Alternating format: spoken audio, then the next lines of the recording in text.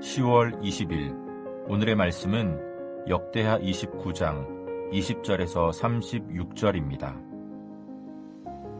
히스기야 왕이 일찍이 일어나 성읍의 귀인들을 모아 여호와의 전에 올라가서 숫송아지 7마리와 순양 7마리와 어린 양 7마리와 순염소 7마리를 끌어다가 나라와 성소와 유다를 위하여 속죄 제물로 삼고 아론의 자손 제사장들을 명령하여 여호와의 제단에 드리게 하니 이에 숫소를 잡음에 제사장들이 그 피를 받아 제단에 뿌리고 또 순양들을 잡음에 그 피를 제단에 뿌리고 또 어린 양들을 잡음에 그 피를 제단에 뿌리고 이에 속죄 제물로 드릴 순염소들을 왕과 회중 앞으로 끌어오매 그들이 그 위에 안수하고 제사장들이 잡아 그 피를 속죄제로 삼아 제단에 드려 온 이스라엘을 위하여 속죄하니 이는 왕이 명령하여 온 이스라엘을 위하여 번제와 속죄제를 드리게 하였음이더라.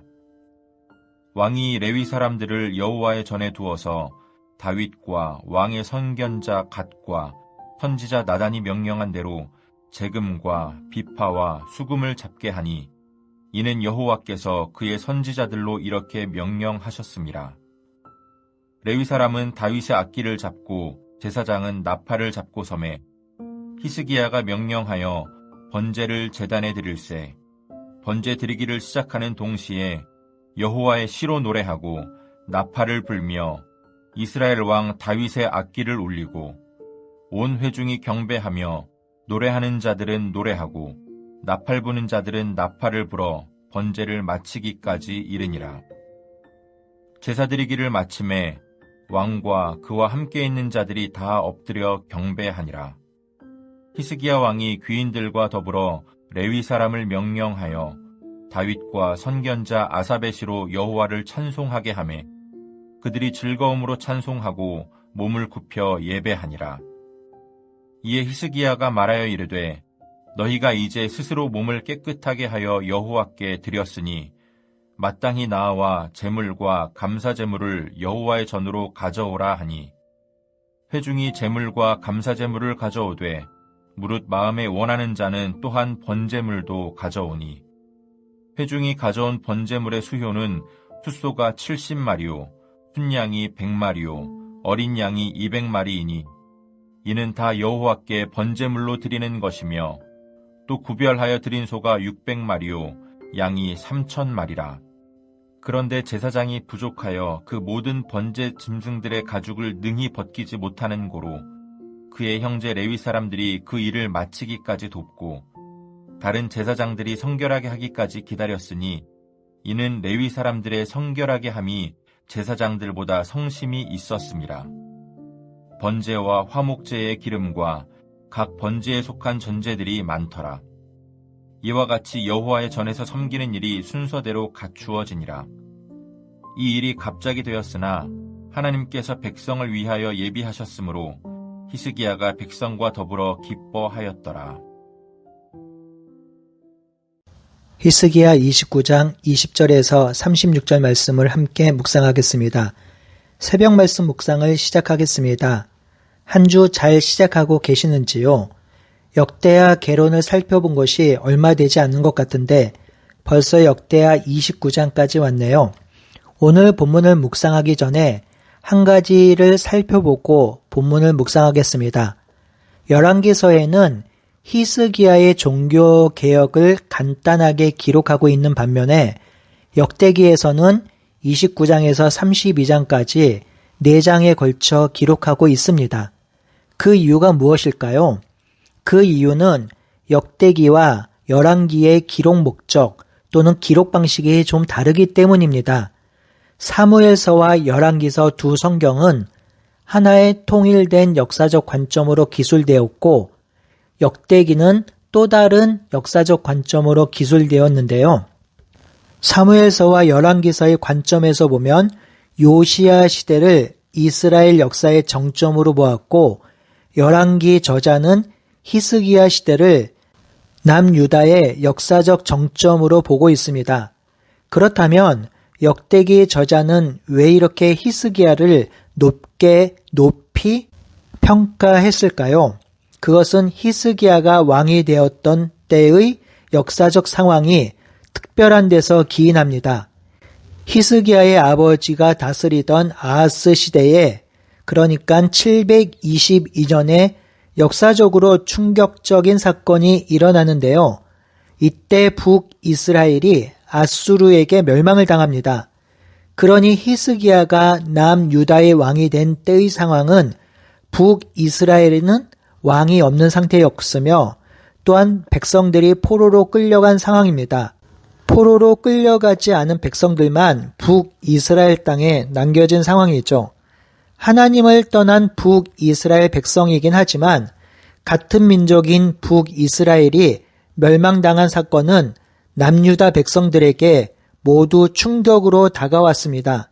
어떻게 하나님 나라가 멸망당할 수 있는지 신학적인 결론을 내리지 못했습니다. 이런 혼란스러운 상황 속에서 히스기야는 종교개혁을 단행하죠. 그 종교개혁이 29장에서부터 31장까지 기록되어 있습니다. 29장에서 성전 재건과 속죄제를 시행했고요. 30장에서는 온 이스라엘과 유월절 무교절을 지켰으며 그리고 31장에서 성전 임무를 다시 정비했습니다. 그리고 32장에는 히스기야의 정치적 활동을 기록하고 있습니다. 이런 맥락에서 29장을 묵상하면 도움이 되는데요.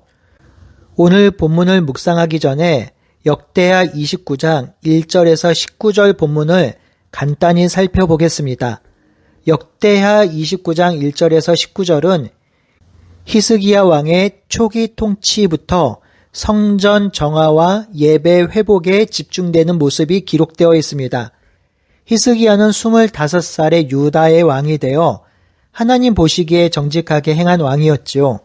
이 히스기야가 왕위에 오르자 성전 문을 열고 수리하며 제사장들과 레위인들을 불러 성전을 정결하게 하라고 명령하였습니다. 그렇게 한 이유는 히스기야의 아버지 아하스가 하나님을 버리고 성전 문을 닫고 우상을 섬기며 유다를 영적으로 황폐하게 만들었기 때문입니다. 그래서 히스기야는 아버지 때에 끊어진 예배를 회복하는 것, 이것이 바로 나라를 회복하는 것이라고 여겼습니다. 그래서 히스기야는 제사장들에게 이제는 너희가 마음을 정결하게 하여 여호와의 성전을 정결하게 하고 주의 진노를 피하라고 말했습니다. 히스기야의 이 말을 들은 레위인들은 즉시 일어나서 자신들을 정결하게 하고 주어진 임무대로 성전의 모든 더러움을 깨끗이 씻어냅니다. 8일간 성전을 정결하게 하고 또 8일간 성전 기구들을 준비하며 16일 만에 성전 예배를 회복할 준비를 마칩니다. 이제 오늘 본문을 설명하도록 하겠습니다.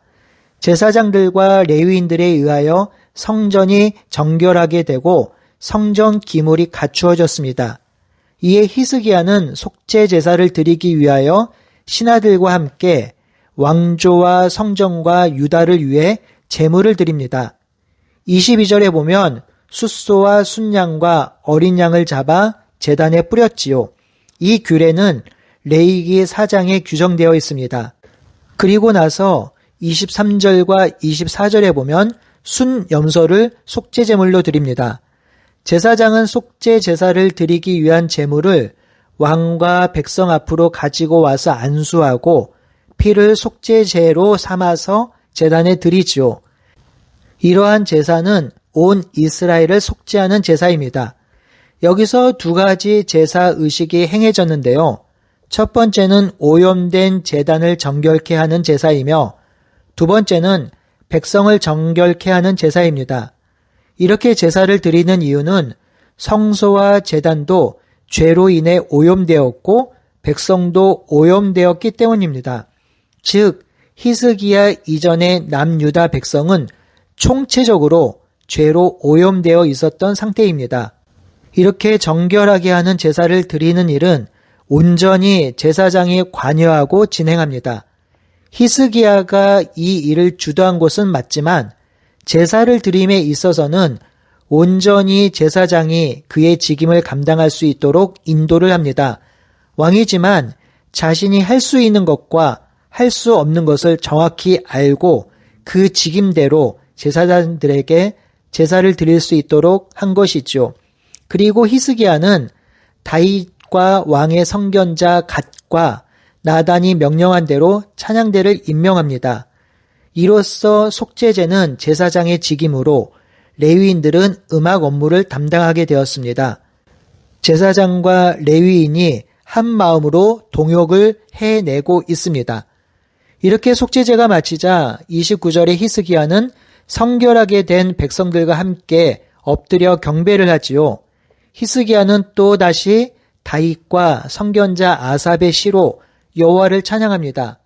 역대기 저자는 히스기야의 행동이 다윗의 규례와 법도를 따라 진행하고 있음을 무척이나 강조하고 있습니다. 이렇게 제사와 찬양이 마친 후에 백성들에게 히스기야는 헌신을 요구하였고 백성들은 그 요구와 요청에 기꺼이 헌신합니다.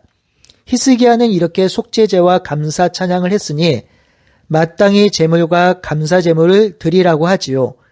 이에 마음이 원하는 자들이 제물을 가져왔는데 그 제물을 살펴보면 숫소가 70마리, 순양이 100마리, 어린 양이 200마리였는데 이것은 번제물로 드린 것이며 또 구별하여 드린 것이 소가 600마리, 양이 3000마리였습니다. 이렇게 많은 제물을 드렸으니 제사장이 그 일을 감당할 수 없었고 레위인이 그 일을 도왔습니다. 이렇게 일을 도운 레위인을 역대기 저자는 제사장보다 더 성심이 있었다고 기록하지요. 결국 레위인들의 섬김으로 성전 제사가 회복되었습니다. 역대기 저자는 이를 하나님께서 백성을 위하여 예비하신 일이라고 기술합니다. 역대기 저자는 이스라엘의 성전, 제사, 그리고 이러한 종교적인 부분에 특별히 관심을 보이고 있는데요. 이 직무를 레위인들이 잘 감당함으로 이러한 회복이 일어났음을 강조합니다. 이렇게 함으로 역대기 저자는 레위인들의 직임을 매우 강조하고 있습니다. 역대기 저자는 히스기야를 제2 솔로몬으로 묘사합니다. 히스기야는 다윗과 솔로몬을 이어가는 영적 후계자로 지목되었으며 이스라엘이 분열된 이후 가장 칭송받은 왕으로 묘사합니다. 이렇게 히스기야를 칭송하고 있는 이유는 북이스라엘이 멸망당한 시점에 히스기야가 성전 정결과 재봉헌 그리고 제사제도를 회복했기 때문입니다. 그러니 역대기 저자는 이스라엘 나라의 흥망성쇠 그리고 왕을 평가하는 기준을 명확하게 합니다. 그것은 하나님과의 관계가 온전한가 아닌가입니다. 이 관계는 성전 제사를 통해서 드러나지요. 즉 성전에서 합당한 제의가 이루어졌는가 아닌가에 따라서 하나님과의 관계가 온전한지 아닌지 판가름이 됩니다. 이는 세상 나라 관점에서 보면 우스꽝스러운 일입니다. 한 나라의 왕은 그 나라를 부하게 하고 강한 나라를 만들어야 하며 나라의 존재 목적도 그러해야 하죠. 그런데 유독 이스라엘 백성들은 그리고 이스라엘 나라는 그렇지 않아요. 이스라엘 나라는 나라의 부함과 강함에 관심을 두지 않아야 합니다. 가장 관심을 두어야 하는 일은 하나님과 제대로 관계를 맺고 있는가, 하나님의 율법대로 나라가 세워지고 있는가, 하나님의 말씀이 시행되고 있는가입니다. 이러한 이스라엘 나라의 독특성 때문에 이스라엘을 제사장 나라, 하나님 나라라고 부르는 것이지요. 미국의 대통령 아브라함 링컨이 국민의 주권을 강조하면서 위대한 말을 남겼습니다. 국민에 의한 국민을 위한 나라가 되어야 한다고 하였죠. 하나님 나라도 그러합니다. 하나님에 의한 하나님을 위한 나라가 바로 하나님 나라이며 하나님이 이 땅에 세우고 싶어 하시는 나라입니다. 이는 우리의 인생도 그러하고 교회도 그러할 것입니다. 우리는 하나님 나라 백성이며 교회는 하나님 나라 백성의 모임입니다. 그러니 우리 인생과 삶의 주인은 하나님이 되시며 교회도 마찬가지죠. 우리가 인생을 제대로 살았다, 괜찮은 인생이었다고 평가할 만한 기준이 어디에 있을까요? 그것은 바로 하나님과의 관계에서 찾을 수 있을 것입니다.